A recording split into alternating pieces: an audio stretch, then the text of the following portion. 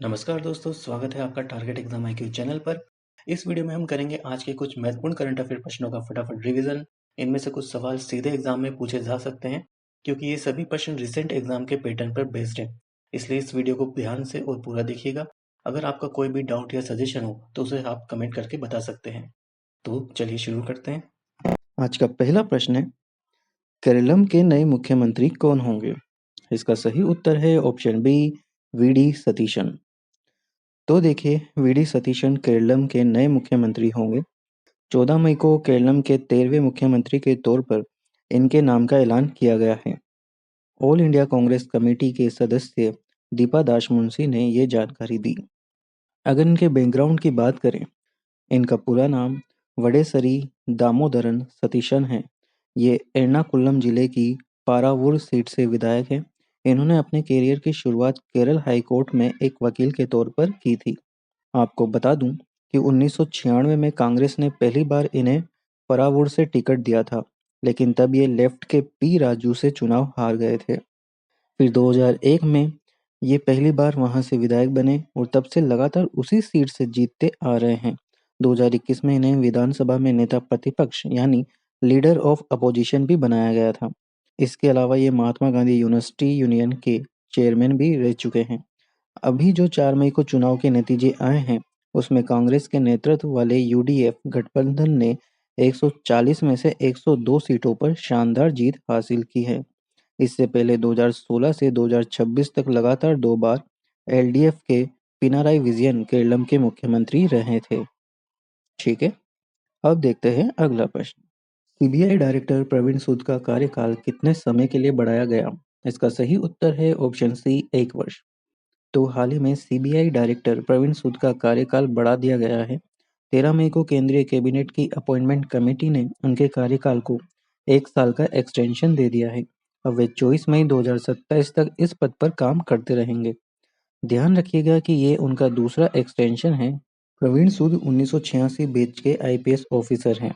इनके करियर को देखें तो 1999 में ये मॉरिशस सरकार में पुलिस एडवाइजर थे। फिर 2004 से 2007 तक मैसूर के पुलिस कमिश्नर रहे और 2008 से 2011 तक एडिशनल पुलिस कमिश्नर की पोस्ट पर भी काम किया है।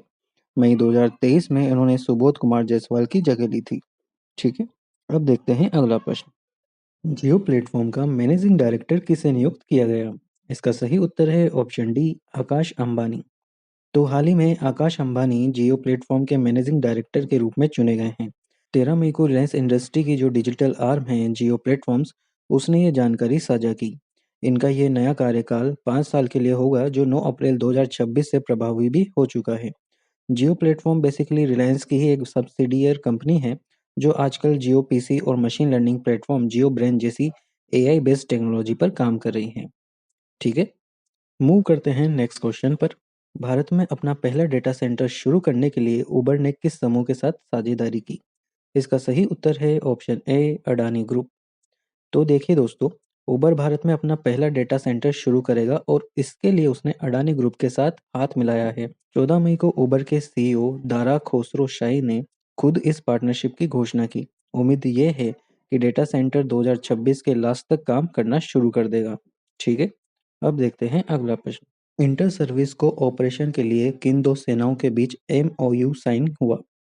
इसका सही उत्तर है ऑप्शन सी, इंडियन आर्मी और इंडियन नेवी। तो देखिए, इंडियन आर्मी और इंडियन नेवी के बीच एक बहुत ही इम्पोर्टेंट एमओयू साइन हुआ है। इसका मेन पर्पस दोनों सेनाओं के जो अलग अलग फॉर्मेशन हैं, रेजिमेंट हैं, इंस्टीट्यूशन और शिप्स हैं, उनके बीच एक बढ़िया तालमेल और आपसी सहयोग को बढ़ावा देना। आर्मी की तरफ से इसे लेफ्टिनेंट जनरल वीपीएस कौशिक ने साइन किया और नेवी की ओर से वाइस एडमिरल गुरुचरण सिंह ने। इस दौरान सेना के उप प्रमुख लेफ्टिनेंट जनरल धीरज सेठ और नौसेना के उप प्रमुख वाइस एडमिरल संजय वात्स्यायन भी वहां मौजूद थे। डिफेंस मिनिस्ट्री ने बताया कि ये कदम ऑपरेशन सिंदूर जैसे जॉइंट ऑपरेशन की सफलता के बाद उठाया गया है, ताकि फ्यूचर में इंटर सर्विस को ऑपरेशन और सद्भाव को और मजबूत किया जा सके। ठीक है, आगे बढ़ते हैं और लेते हैं नेक्स्ट क्वेश्चन। किस राज्य सरकार ने स्कूल और कॉलेजों में हिजाब बैन के फैसले को वापस ले लिया है? इसका सही उत्तर है ऑप्शन डी, कर्नाटक सरकार। तो हाल ही में कर्नाटक सरकार ने स्कूल कॉलेज में हिजाब बैन वाले 2022 के फैसलों को फाइनली वापस ले लिया है। 13 मई को जो नया आदेश आया है उसके मुताबिक अब स्टूडेंट स्कूल के अनुशासन और नियमों को फॉलो करते हुए हिजाब के साथ साथ कलावा, रुद्राक्ष और जनेऊ भी पहन सकते हैं। आपको याद होगा ये विवाद तब शुरू हुआ था जब 31 दिसंबर 2021 को उडुपी जिले के एक कॉलेज में 6 मुस्लिम छात्रों को हिजाब पहनने से रोक दिया गया था। इसके बाद काफ़ी प्रोटेस्ट हुए और फिर फरवरी 2022 में तत्कालिक बीजेपी सरकार ने सरकारी कॉलेजों में फिक्स यूनिफॉर्म अनिवार्य कर दी थी, जिससे हिजाब पहनकर क्लास में आने पर रोक लग गई थी। अब वो पुराना आदेश पलट दिया गया है। ठीक है, अब बढ़ते हैं अगले प्रश्न की ओर। वरिष्ठ सीपीआई नेता और पूर्व सांसद जिनका हाल ही में निधन हुआ, उनका नाम क्या था? इसका सही उत्तर है ऑप्शन ए सुधांशु सिल। तो देखिए, पूर्व सांसद सुधांशु सिल का निधन हो गया है। 14 मई को कोलकाता में 81 वर्ष की उम्र में उन्होंने अंतिम सांस ली। वे सीपीआई-एम के काफ़ी सीनियर नेता थे। इनका राजनीतिक सफ़र काफ़ी लंबा रहा। ये 1990 से 2015 के बीच लगातार 5 बार पार्षद रहे और मेयर इन काउंसिलिंग भी मेंबर रहे। इसके अलावा वे पश्चिम बंगाल के जोराबागान निर्वाचन क्षेत्र से भी विधायक रूप में भी काम कर चुके हैं और 2004 से 2009 तक कोलकाता उत्तर पश्चिम सीट से लोकसभा के सांसद भी रहे थे। ठीक है, अब देखते हैं अगला प्रश्न। मिजोरम अदरक मिशन की शुरुआत किस केंद्रीय मंत्री ने की? इसका सही उत्तर है ऑप्शन बी ज्योतिरादित्य सिंधिया। तो हाल ही में पूर्वोत्तर क्षेत्र के विकास मंत्री ज्योतिरादित्य सिंधिया ने मिजोरम में 189 करोड़ रुपए के मिजोरम अदरक मिशन की शुरुआत की है। ये लॉन्चिंग वीडियो कॉन्फ्रेंसिंग के जरिए हुई, जिसमें मिजोरम के मुख्यमंत्री लाल दुहोमा भी मौजूद थे। इस मिशन को काफ़ी मंत्रालयों ने मिलकर तैयार किया है, जैसे कृषि, ग्रामीण विकास और खाद्य प्रसंस्करण उद्योग मंत्रालय। इसमें प्राइवेट सेक्टर को भी इन्वॉल्व किया जा रहा है। इसका मेन टारगेट मिजोरम के उन हजारों किसान परिवारों के इनकम को बढ़ाना है जो औषधीय गुणों वाली अदरक की खेती करते हैं। साथ ही उन्हें एक अच्छा मार्केट भी प्रोवाइड कराना है। ठीक है, अब देखते हैं अगला प्रश्न। Logistics is across difference states 2025 report में किस केंद्र शासित प्रदेश को श्रेष्ठ प्रदर्शनकर्ता का दर्जा मिला? इसका सही उत्तर है ऑप्शन सी जम्मू कश्मीर।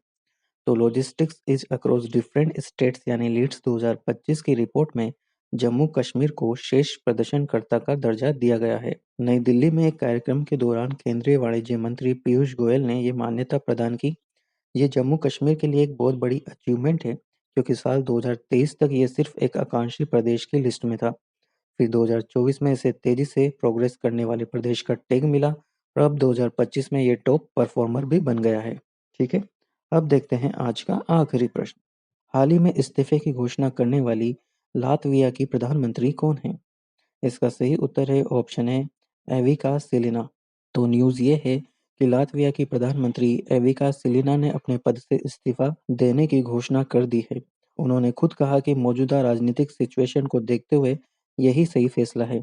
वहाँ के सरकारी मीडिया ने भी कंफर्म कर दिया है कि राष्ट्रपति एडगर्स रिंकविच को उनका इस्तीफा मिल चुका है। नई सरकार कैसे बनेगी, इस पर कल रीगा कैसल में सभी पार्टियों के प्रतिनिधियों के साथ मीटिंग करके फैसला लिया जाएगा। ठीक है, ओके दोस्तों, तो ये थे आज के महत्वपूर्ण करंट अफेयर प्रश्न। इसकी 10 प्रश्नों वाली फुल पीडीएफ आपको हमारे इंस्टाग्राम पेज पर मिल जाएगी, तो जाएं और अभी जुड़ जाएं हमारे इंस्टाग्राम से। अगर आपको ये वीडियो हेल्पफुल लगी हो तो इसे लाइक ज़रूर करें, अपने दोस्तों के साथ शेयर करें और चैनल को सब्सक्राइब करना ना भूलें। हम मिलेंगे अगली वीडियो में नए सवालों और नए कॉन्सेप्ट के साथ। तब तक के लिए धन्यवाद।